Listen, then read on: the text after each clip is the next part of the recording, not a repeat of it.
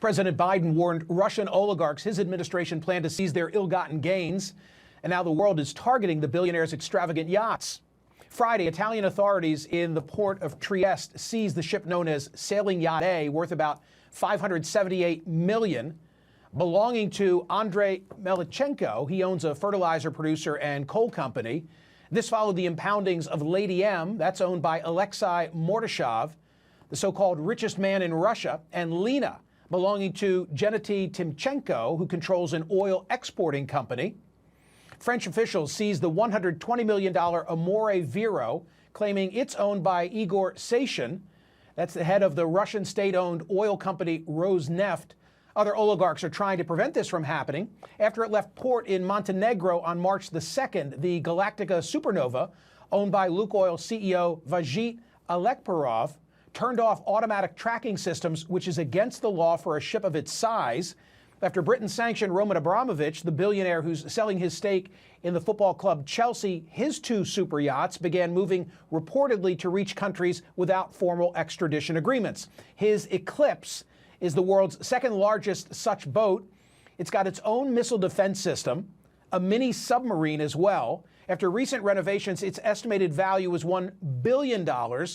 And rumors are rampant that the secret owner of Scheherazade, that's a 459-foot, $700 million super yacht currently anchored in a coastal town in Tuscany, might be Vladimir Putin himself. The ship was built in 2020, registered in the Marshall Islands, boasts 2 helicopter decks, a swimming pool that converts to a dance floor, and gold-plated bathroom fixtures. The ship's British captain told the New York Times that Putin did not own the yacht and that he'd never been on it. The captain said the mystery owner was not on the sanctions list, but that a non-disclosure agreement prevented him from revealing more. Putin owns very little in his own name and often uses homes and ships that are owned by the oligarchs. Joining me now is Alex Finley, a former CIA officer who's in Barcelona, where many of these yachts go to get repaired. She's been maintaining a yacht watch on Twitter and been studying the billionaires as part of research for a forthcoming novel. Alex, thanks so much for being here. I remember a story a couple of years ago in the New York Times that talked about just how difficult it is to figure out the ownership of real estate in Midtown Manhattan because, in part, of the oligarchs going to great lengths to hide their identity. This is just like that, right? It's tough to figure out who owns them? You're exactly right. Most of these ships are owned actually by front companies, and they have property managers who sort of run them. Most of them are flagged in places like you noted, the Marshall Islands or the Cayman Islands, the Isle of Wight, excuse me. So it's very difficult to sort of untangle who the beneficial owner is. There's shell company upon shell company, and so trying to follow all of that back and figure out exactly who the owner is very difficult, and it's done that way on purpose. What are you noting as you're tracking them? Is there any concerted effort that comes to light, or are they all just going in separate directions? What are the patterns? So far, we've seen a number of them that have left Europe. They seem to be heading south. There's questions if they would try to go through the Bosphorus and to the Black Sea, but with Turkey, it's not clear if that would be a good move for them. So some seem to be moving through the Suez Canal and into the Indian Ocean. We've seen a number of them cluster around the Seychelles and the Maldives. What happens after that, I don't know. There are very few places outside of Europe and the United States that can service and maintain these types of yachts. I mean, you were running off some of the statistics about these. These are enormous, very sophisticated machines. They're worth a lot of money. They're highly technology heavy. They have, like you said, missile defense systems and the rest, and high-tech radar. So, even if in the end there are some rumors that all these boats are trying to make their way to Vladivostok, for example, where Russia has its Pacific Command, excuse me, there are still questions, once they're there, can they be maintained? Because that knowledge, that infrastructure is all here in Europe and the United States. Do you think that Putin owns the yacht that I referenced that right now is docked in Tuscany? I don't know. I'm watching that one as closely as everybody else.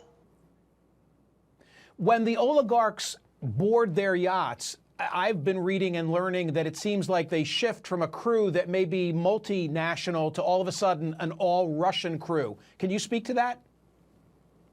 Yeah, we have heard some cases where that's what happens. An international crew will move the yacht from one place to another, but once certain guests come on board, one crew is dismissed and an all-Russian crew will come on.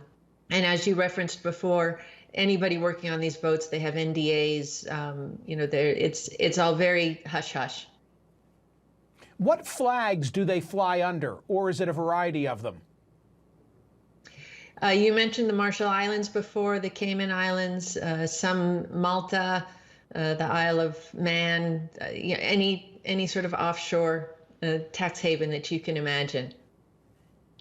And finally, where are they safest? So if you could sort of switch hats and you were trying to place them in a location where they wouldn't be seized, where would that be? Where do you think they'd most want to get to?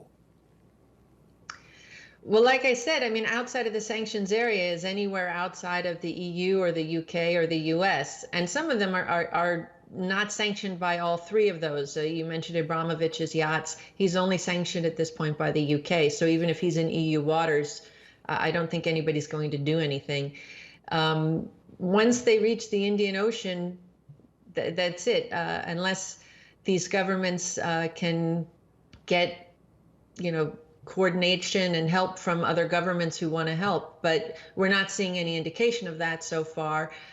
We've even seen some indications that some are ready to work with the Russians, and it means more money for them. That the UAE, for example, is sort of happy to have the Russians come and make UAE their new playground. So we're not sure yet how this is all going to play out, but there's a number of different players. Great fodder for you and for your next novel.